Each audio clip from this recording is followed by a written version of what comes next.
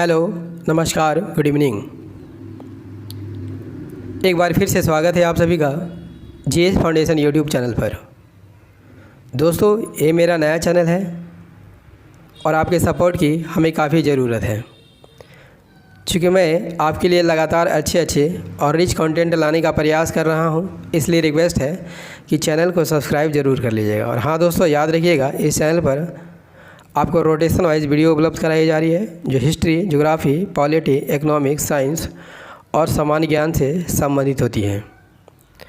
इसी क्रम में आज हम लोग देखेंगे बायोलॉजी की क्लास, और बायोलॉजी की क्लास में हम लोग देखेंगे मोस्ट इम्पॉर्टेंट 25+ MCQ।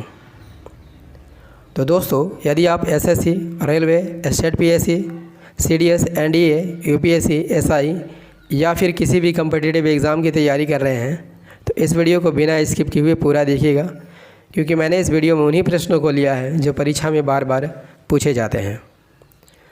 तो चलिए सेशन की शुरुआत करते हैं, लेकिन सेशन में जाने से पहले एक बार फिर से रिक्वेस्ट है कि लिंक को कॉपी कीजिए और दोस्तों के साथ शेयर कर दीजिए। ठीक है, चलिए शुरुआत करते हैं यहाँ पर सेशन की।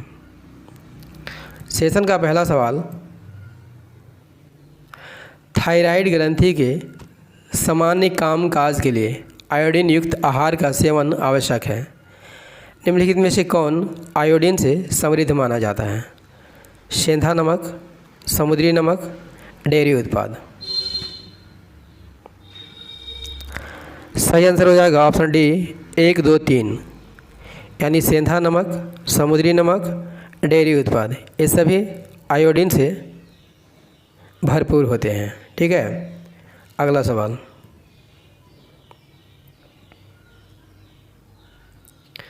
अगला सवाल है, जीव विज्ञानियों ने पादप जगत और प्राणी जगत की जातियों को बहुत बड़ी संख्या में ज्ञात किया है। संख्या की दृष्टि से अब तक ज्ञात जीवों में सबसे अधिक संख्या किसकी है? यहाँ पर सही आंसर हो जाएगा सबसे अधिक संख्या कीटों की है। नेक्स्ट सवाल, हमारा अगला सवाल है, डीएनए किसके बहुलक होते हैं? डीएनए किसके बहुलक होते हैं? न्यूक्लियोटाइड के बहुलक होते हैं। नेक्स्ट सवाल,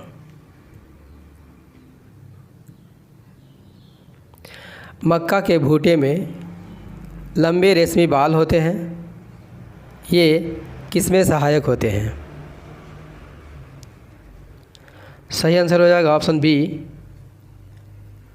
भुट्टे के लंबे रेशमी बाल लंबी वर्तिकाएं हैं जो पराग कणों को ग्रहण करने में सहायक होती हैं। ठीक है, नेक्स्ट सवाल,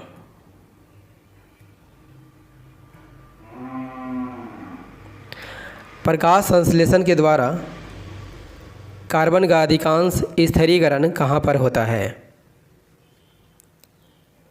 प्रकाश संश्लेषण के द्वारा कार्बन का अधिकांश स्थिरीकरण कहाँ होता है? महासागरों में होता है। अगला सवाल, छठा सवाल है, लोहे का अंश सर्वाधिक किसमें पाया जाता है? लोहे का अंश सर्वाधिक किसमें पाया जाता है? तो आप सभी जानते होंगे, हरी सब्जियों में पाया जाता है। ठीक है, सातवां सवाल है, चमगादड़ अंधेरे में उड़ सकता है, क्यों उड़ सकता है? आपको यहाँ पर आंसर करना है। ठीक है, सही आंसर हो जाएगा ऑप्शन डी, अपने द्वारा उत्पन्न उच्च आवृत्ति ध्वनि की प्रतिध्वनि ग्रहण करने की क्षमता चमगादड़ में होती है। ठीक है, यही कारण है कि चमगादड़ अंधेरे में भी उड़ सकता है। नेक्स्ट सवाल है, आठवां सवाल है, निम्नलिखित में से सील किस प्रजाति का होता है? सील किस जाति का होता है? तो ये स्तनपायी होते हैं। नेक्स्ट सवाल, सुप्तावस्था में मेढक श्वसन कैसे करता है? किस चीज़ से करता है? ठीक है, सुप्तावस्था में मेढक श्वसन किस चीज़ से करता है? यहाँ पर सही आंसर हो जाएगा ऑप्शन डी, नम त्वचा से करता है। कैसी त्वचा से करता है? तो नम त्वचा से करता है। ठीक है, अगला सवाल है, निम्न प्रजातियों में से कौन सी दांत वाली व्हेलों में विशालतम है? दांत वाली व्हेलों में कौन विशालतम है? तो सही आंसर हो जाएगा स्पर्म व्हेल। ठीक है, दांत वाली व्हेलों में सबसे विशाल है। नेक्स्ट सवाल 11वां सवाल है, किस विटामिन की अनुपस्थिति में शरीर में कैल्शियम की कमी होती है? किस विटामिन की अनुपस्थिति में शरीर में कैल्शियम की कमी हो जाती है? तो विटामिन डी की अनुपस्थिति में शरीर में कैल्शियम की कमी हो जाती है। अगला सवाल दोस्तों, सेशन कैसा लग रहा है एक बार कमेंट करके ज़रूर बताइएगा। ठीक है, 12वां सवाल है, शरीर में ऊतकों का निर्माण होता है, किससे होता है? शरीर में ऊतकों का निर्माण किससे होता है? तो प्रोटीन से होता है। अगला सवाल, हमारा अगला सवाल क्या कहता है? सामान्य वसा के अणुओं के संश्लेषण में कौन से रासायनिक बंध बनते हैं? सामान्य वसा के अणुओं के संश्लेषण में कौन से रासायनिक बंध बनते हैं? यहाँ पर सही आंसर हो जाएगा ऑप्शन सी, एस्टर बंध बनते हैं। कौन सा बंध बनता है? एस्टर बंध बनता है। अगला सवाल 14वां सवाल है, डीएनए के अणु का संयोजन में भाग लेने वाले कौन कौन होते हैं? डीएनए अणु के संयोजन में भाग लेते हैं कौन कौन? यहाँ पर सही आंसर हो जाएगा ऑप्शन बी, पेंटोन शर्करा, फास्फोरिक अम्ल, पिरिडीमिन्स और प्यूरिन। ठीक है, नेक्स्ट सवाल, हमारा नेक्स्ट सवाल है 15वां सवाल, मनुष्य को प्रतिदिन कितनी मात्रा में आयोडीन मिलनी चाहिए? सवाल क्या कहता है? मनुष्य को प्रतिदिन कितनी मात्रा में आयोडीन मिलनी चाहिए?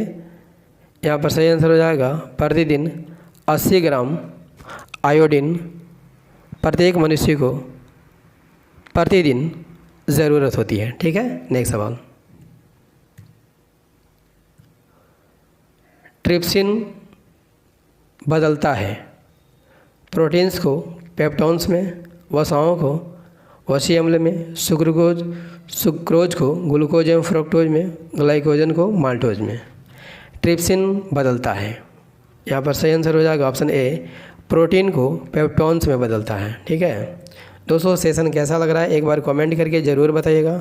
यदि सेशन पसंद आ रहा हो तो इसे लाइक कर दीजिएगा, दोस्तों के साथ शेयर कर दीजिएगा, और यदि आप भी इस चैनल पर नए हैं तो चैनल को सब्सक्राइब ज़रूर कर लीजिएगा। देखते हैं अगला सवाल, 17वां सवाल है, वह अंग जिसमें प्रोटीन का पाचन पूरा होता है वह अंग कौन सा है? तो वह अंग कौन सा है? वह अंग आंत है जिसमें प्रोटीन का अंतिम रूप से पाचन होता है। नेक्स्ट सवाल, हमारा नेक्स्ट सवाल है, बीएमडी परीक्षण किसकी पहचान के लिए किया जाता है? ऑस्टियोपोरोसिस के पहचान के लिए किया जाता है। ठीक है, अगला सवाल, हृदय के ऊपर का कोष्ठ तथा नीचे का कोष्ठ क्रमशः कहलाता है, क्या कहलाता है? सही आंसर हो जाएगा आलिंद और निलंब कहलाते हैं। आलिंद और क्या कहलाते हैं? नीलय कहलाते हैं। ठीक है, अगला सवाल, नेक्स्ट सवाल है, रक्त में सामान्यतः हीमोग्लोबिन की कितनी मात्रा होती है? सही आंसर हो जाएगा ऑप्शन सी, 30 ग्राम प्रति 100 मिलीमीटर। नेक्स्ट सवाल, 21वां सवाल है, एथलेटिक्स फूड नामक बीमारी किसके द्वारा होती है? वेरी वेरी इंपॉर्टेंट सवाल है आपके परीक्षा की दृष्टि से। सही आंसर हो जाएगा यहाँ पर कवक के द्वारा होता है। नेक्स्ट सवाल, 22वां सवाल है, ग्लाइकोलिसिस के एंजाइम कहाँ पाए जाते हैं? ग्लाइकोलिसिस के एंजाइम कहाँ पाए जाएंगे? कोशिका द्रव्य में पाए जाते हैं। नेक्स्ट सवाल, 23वां सवाल है, कैल्सीफेरॉल रासायनिक यौगिक का सामान्य नाम क्या है? कैल्सीफेरॉल किसे कहेंगे? तो हम विटामिन डी को कैल्सीफेरॉल कहते हैं। ठीक है, अगला सवाल, 24वां सवाल है, रोगियों के दांत देखने में दंत चिकित्सक किस लेंस का प्रयोग करते हैं? वेरी वेरी इंपॉर्टेंट सवाल है, ठीक है। क्या हो जाएगा इसका आंसर? सही आंसर हो जाएगा अवतल लेंस का प्रयोग करते हैं। इस सेशन का अंतिम प्रश्न कर लेते हैं। वे पदार्थ जो एंटीबायोटिक की मारक क्षमता को कई गुना अधिक बढ़ा देते हैं क्या कहलाते हैं? क्या कहलाते हैं? सही आंसर हो जाएगा ऑप्शन ए, बायो इन्हेंसर कहलाते हैं। क्या कहलाते हैं? बायो इन्हेंसर कहलाते हैं। दोस्तों सेशन कैसा लगा एक बार कमेंट करके ज़रूर बताइएगा।